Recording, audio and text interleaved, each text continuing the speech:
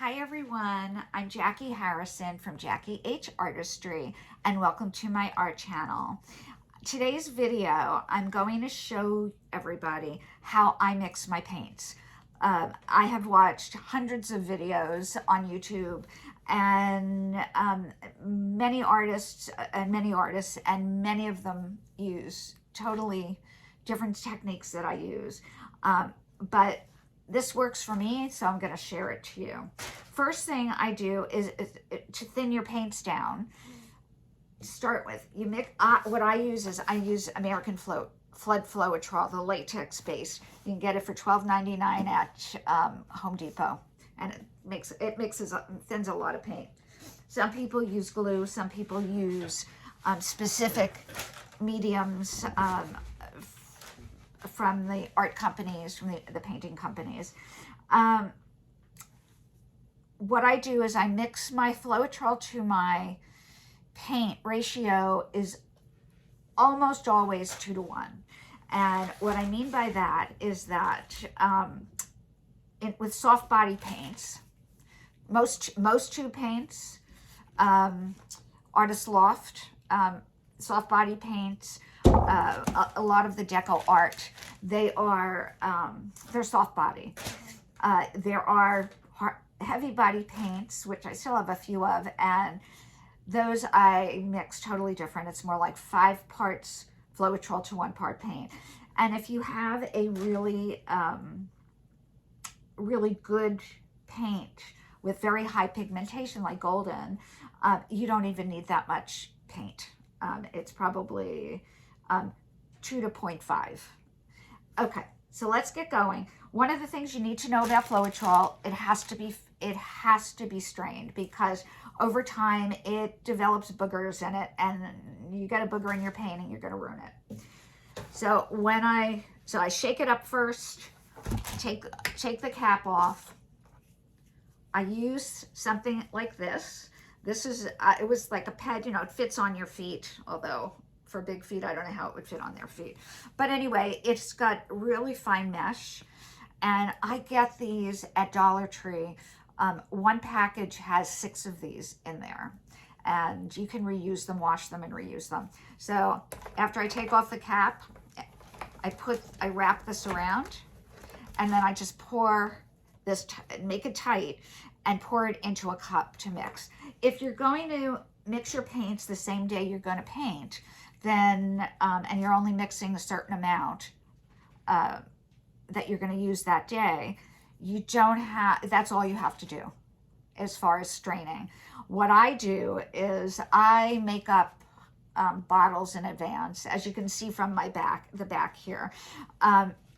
And so what I do is, after I pour the strained Floetrol from my cup into I put it into a bottle, and I put a new clean one of these meshes on. And that way, a month later, 2 weeks later, a month later, some even 6 months later, although that's rare for me because I use it up a lot, I'm ready to roll. All I have to do is shake this up, and if there are any boogers in there, they're gonna stop. It's gonna stop on the other side of the mesh. So today what I'm going to do at the end of this video, I am going to do a set of coasters. I'm going to do a ring pour on some coasters, and ring pour requires a specific consistency of paint that I will show you how I do. So 2 to 1. I'm going to take a, let's see, I'm going to take a cup. Now you can, some artists do 2 to 1 by taking, just a couple of same size cups and maybe making 2 parts of, 2 cups full of Floetrol to 1 cup of paint, and then mixing them together, and that's your 2 to 1. And it sounds pretty simple, and I don't know why I didn't do it initially, but I weigh all my paints. Somehow I feel like it gets the most consistent results for me, although that just may be me. And so I put my cup on my scale, and I use a scale. So I put my cup on the scale, I turn it on, and you can use any unit you want. I do it in grams.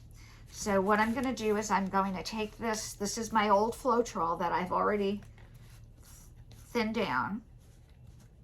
If I'm only using like a little cup, you don't have to take this big thing off, but just for the sake of timing, you don't need to see me trying to squeeze a lot of Floetrol out of this little. So I'm going to make it taut. I'm going to do 80 grams to 40 grams. That's going to make more than half a cup for me. Okay, there we go. It's actually 85, so that I will do 42 grams of paint. So I have already mixed up in advance my black with that is 2-to-1 Floetrol, and it's thinned down for consistency that I use for ring pours and flip cups. And I'm gonna continue to show you how to do that with this paint. I've already also mixed up some turquoise, also thinned down once I mix it together with some paint, with some water. I'm going to use white. So I've got 85 grams of Floetrol in here. I'm going to reset it to 0, and I'm going to squeeze out about 42 grams.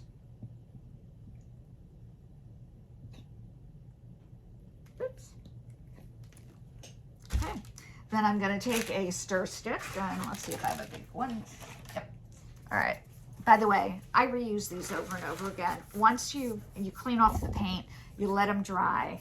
They're not gonna, the paint isn't gonna come off when you mix.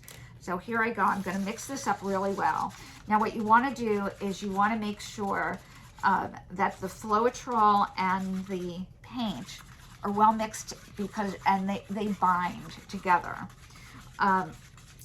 And you want to do that before you add water, because the paint is not going to bond easily to just water unless it's a really good paint, like golden.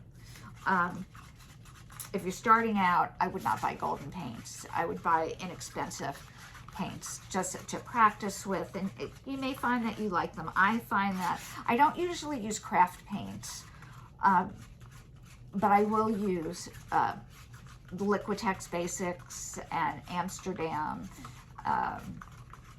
pretty much exclusively. I have bought some Grumbacher when it's on sale, but this size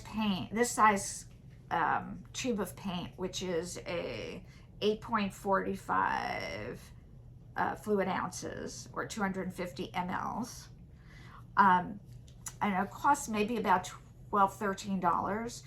And you will find that maybe a little tube like this of golden will cost that much. So start out just using the cheap stuff. Okay, so this is really well mixed. Okay, but I still need to thin it down. So what I'm going to do is I'm going to take some water that I have filled into this cleaned water bottle. I don't use distilled water. I haven't found the need for it. I started out using distilled water, and that was several years ago, and this is what I use. Sometimes it's been sitting in my car. I wash them out and put tap water in. And I am going to reset. Okay, this is reset. And I'm going to start out with just about 10 grams of water.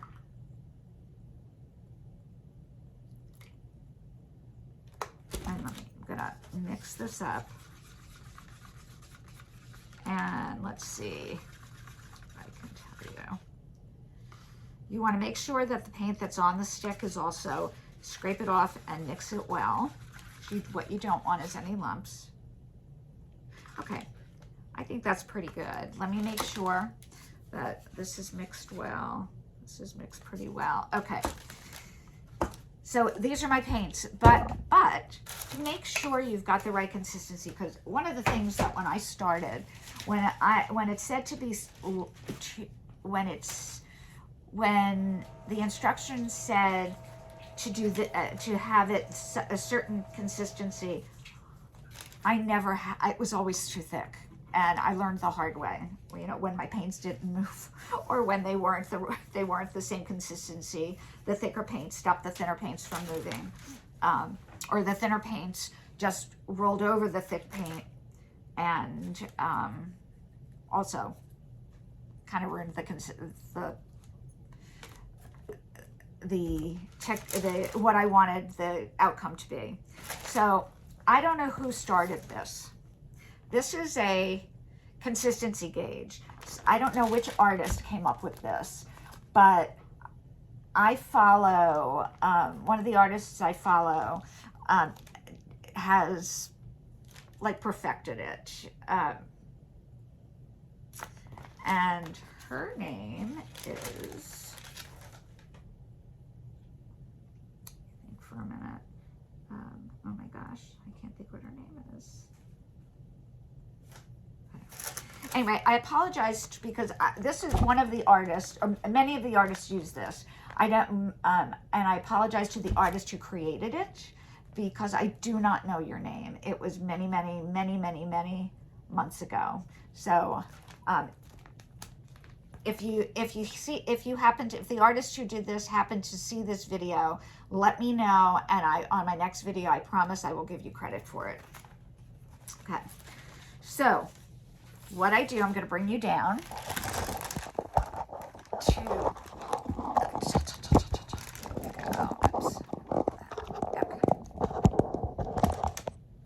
good, yeah, I think that's good. Okay, so the first thing I do before I even start this, you want to make sure that it should roll off the stick, make a small mound, I don't know if you can see this, and then disappear almost immediately. This should be pretty much the same thing. Now I don't have the black in a bottle, so I am going to I have black in the bottle, not in a cup, so I did check it earlier, and I know it's pretty consistent. So if you can see, I'm going to show you. You're going to stick the same amount of paint. I'm using 3, so I'm going to do these 3 little circles. You want to put the same amount of paint in each of these circles, and then while it's flat, obviously, and then you're going to pick it up and you're going to count to 5. Now on this side,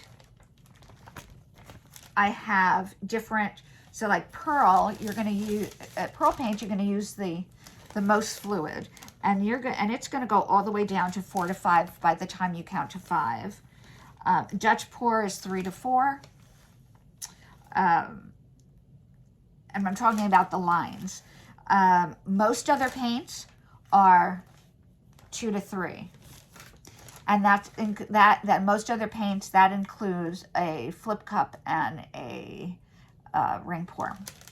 And then of course here we have the bloom, which is like 1 to 1.5. That they're much thicker. But so my goal is to put I'm gonna just scrape this off, put a little bit of paint in here. Oops. In that circle. I'm gonna do the same for the turquoise. I'm gonna put it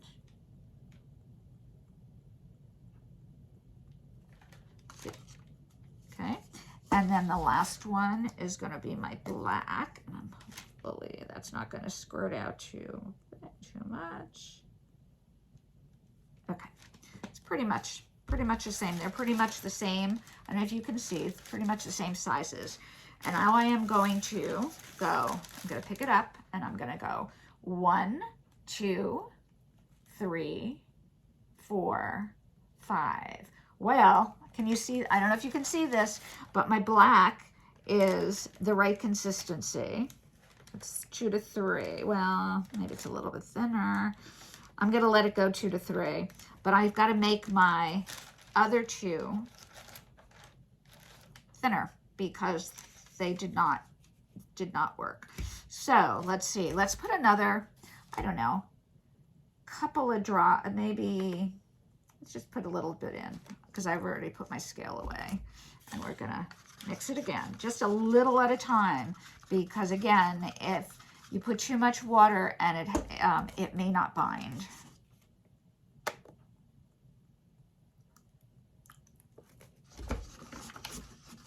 Okay, and I'm gonna just take a paper towel, pretty much the only thing that I do not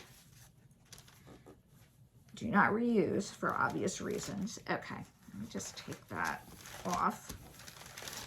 And we're going to run them again. So I'll put the black over here. You want them the same consistency. Okay, and you want them the same amount.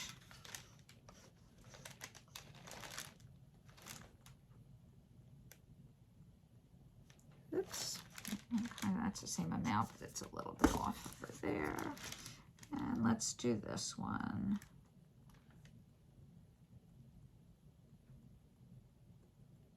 Okay, I think that's pretty good. Okay, oops, you know what?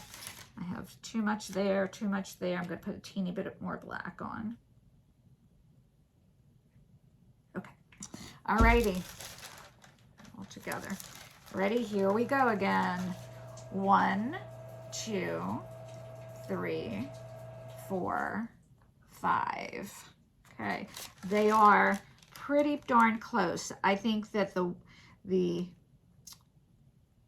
white and the turquoise are perfect, but they're just shy of the amount of that the black is the consistency. So I'm actually going to just put in literally a smidgy, and I'm not even going to do it again.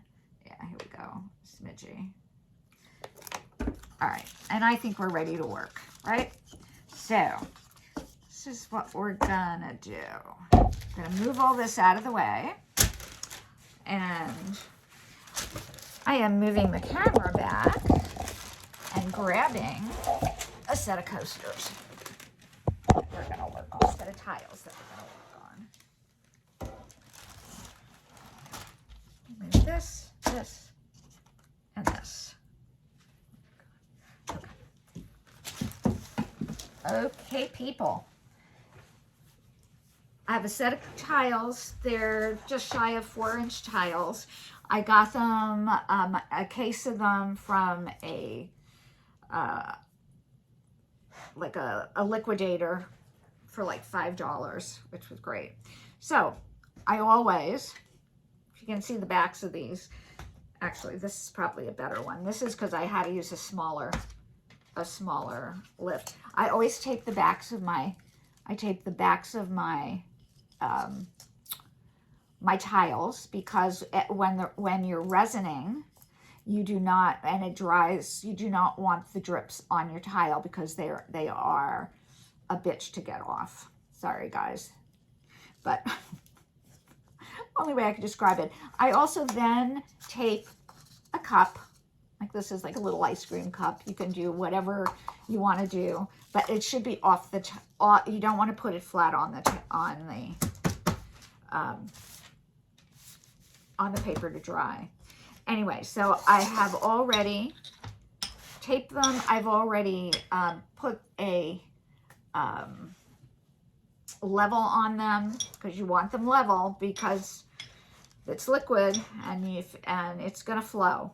If it's not level, you may lose an entire design off the side. So I guess let's get started with the painting. I am going to grab some gloves, because I have a really bad habit of ruining a good manicure. The good news, though, is that for the most part, paint comes off with soap and water. But if it gets like under, like around your nail bed, it's a mess. So, and if there's something to spill or make a mess on, I will do it. Okay, let's see. So we're gonna take we're gonna take 4 little cups here for each tile. And we're going to start mixing. Now, for a ring pour, you want to make sure that your paints don't mix. They lay on top of each other. So we're going to pour. I'm going to pour after the first one that goes in. I'm going to pour onto the side, and it will slide down. If you pour up high, it'll mix. Okay, let's see. So I'm thinking that I want to have the turquoise as the center. So that is going to be the last color in. So what I'm going to do is, I think I'm going to, that's going to be the first color in, excuse me. It's going to be the last color out. Always remember that, especially with a ring pour. First color in will be the last color out. And I want the turquoise in the center. So I'm going to put you know what? It doesn't look like it's mixed very well, but I guess it is. All right, I am going to put a little bit in the center, in the bottom of each cup.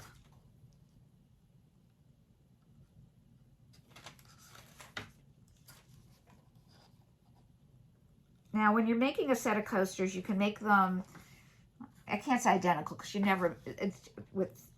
nothing ever comes out exactly the same.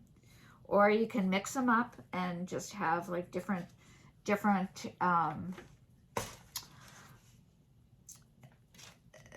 colors in different orders. So then I'm going to take, I think I want the black next. So remember, pouring on the side of the color, and I'll show you what it looks like in a minute. I don't know if you can, you know what? No, you're not going to be able to see that. Okay, I will show you. So if you pour onto the side of the cup,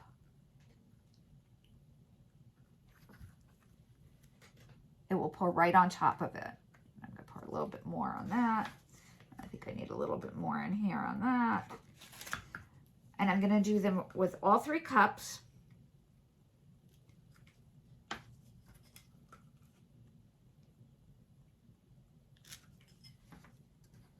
Okay, then I'm going to take some white. And I am going to pour again. And I'm going to pour another layer of everything. So here goes more blue. More blue. More blue. And more blue. Oops, I just made a mess. Pour it on the outside of the cup. All right, that's right. Okay. And then we're going to do black. And then we're going to finish with the white. Some of mine really mixed together, and I'm not quite sure why. It looks like the turquoise might actually be thinner, although it didn't seem that way. Well, we'll try it. Let's see what happens here. I'm going to add more black to each of these, and then we're going to finish it up with the white. The white is going to be this, because it's the last color in, it's going to be the first color out. And let's see if I've made a total mess of this. Okay, make sure your tiles are clean. And let's start pouring, I guess, huh? Let's do it. Let's see what happens. I'm going to pinch my cup. And we're going to just start in the center. The white's going to come out, and then once the other color comes out, we are now starting to, we're going to do it in a small. Ooh, isn't that pretty? I don't know that, I think I have too much white and not enough turquoise. Hope that'll work. Let's hope it works. Hope it works. Now what I recommend doing is when it gets down to the end, I probably have way too much paint on here.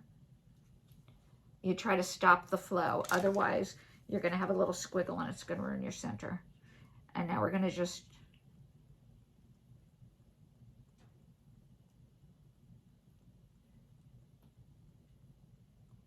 I want to get a lot, I'm stretching the paint, and I want to get a lot of,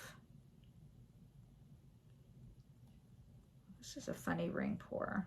Okay. You want to make sure that your sides are covered. So this is an interesting one. This is not really a ring. Let's see what it'd be interesting to see what the other ones come out looking like. They don't have to be, you know, they can be close to the design, but they don't have to be completely close to the design. Let's see.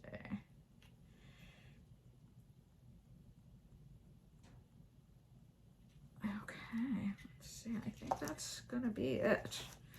Let's see what this looks like. I get all the sides. Yep, yep, yep. Don't forget that you need to scrape your bottoms because it's going to continue to flow, and if you have drips coming off the side, it will pull some of your design down. And if you want your design to dry the way, pretty much the way it looks when it's wet, then you need to, okay, here we go. We're going to do the next one. See what happens with this one.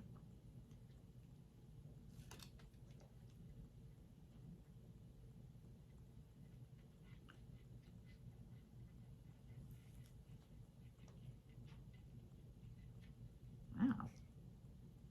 Now this one came out a lot different. I can see it's a lot, it seems like there's a lot more turquoise in this one. Well, let's see what happens here. Oops, and of course I dripped. All right, so we're gonna just turn this. Yeah, I probably could have done with like half the amount of paint on this, for sure. All right. Ooh, I like that. What do you think? Okay, next one. All right, let's try this.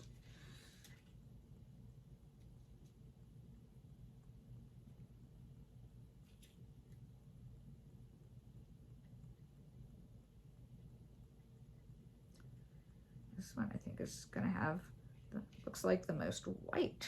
Now let's see. Here comes a lot of turquoise coming out.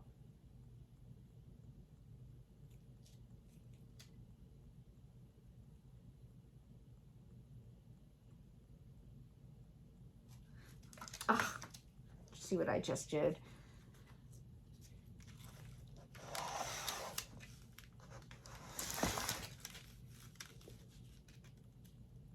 Okay. All right. Definitely, they're all going to look different. Now, when you're doing a ring pour, you should probably, I recommend bringing the weight down, back to the center before you change direction. Ooh, I like this one. What do you think? All right. They're all so different. Make sure the sides are covered. That corner's not covered, especially the corners. The corners have a habit of somehow losing. All right, last one. Here it goes. Okay, here we are. Can you guys see this?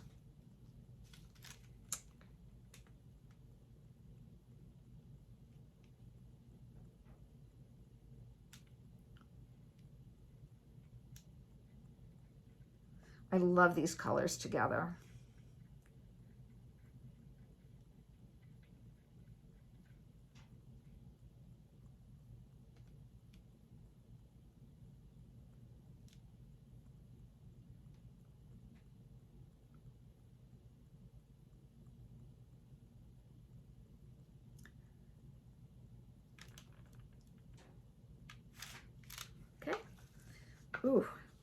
got to see this. Like you can see perfect. Look at those rings. It's amazing.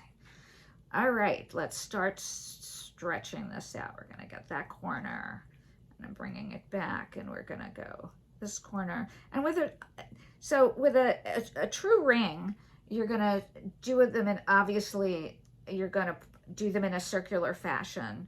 I like a lot of asymmetrical stuff, so I purposely don't do that.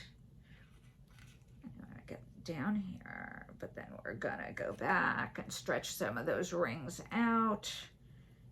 Let's get some of this. I don't know if you're seeing this or if I'm off camera. I gotta work on my camera skills, definitely.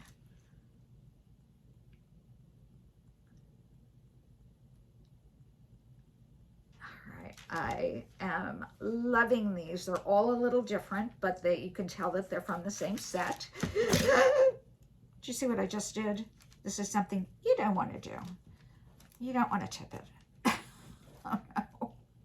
All right. Well, now that changed the whole composition because it tipped. It tipped. So I'm going to just rework this just a little bit. And I think that'll be good. It's going to be different. Huh? What do you think? All right. All right. Next thing you need to do, let's move all this stuff out of the way so I don't spill anything, which I have been definitely known to do. Okay. You want to take your finger, take them over, take all around the sides. Besides making sure that everything is covered, you also want to make sure that the drips are mixed. And do it gently. If you find that there's an area that's not covered, just tap your finger that has paint on it, and that should be enough. What you don't want to do is like smear. Okay, this and this. I'm gonna just do this. Okay. Okay, the last thing you need to do, I'm gonna take my gloves off because I'm done with this. I'm going to bring you down in a minute to see them up close. Here's my torch. You always torch the air bubbles. Now, some people will use a heat gun, and that works for a lot of people. I just don't find that it works as well for me. I also have been told that even though you're dealing with fire in one of these torches, the heat gun actually heats up hotter and can scorch your paint. So now if you're using house paint at all, which you can use, I don't know that you're supposed to actually torch it. You may have to use like a skewer to pop bubbles. Okay, I'm gonna bring you guys down for a close-up. Oops, let's see.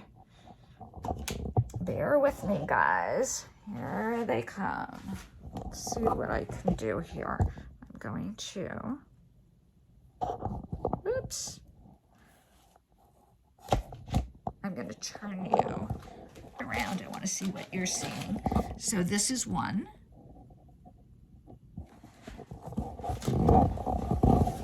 This is another. This is another. And for some reason, this one got a whole lot of black. All right, I'm just going to bring you up again. Sorry for all the movement. Hopefully I'll be able to edit it out. All right, so I hope this was a helpful video for you. If you like the video, give it a thumbs up, please. If you'd like to subscribe to my channel, I would love to have you. Yeah.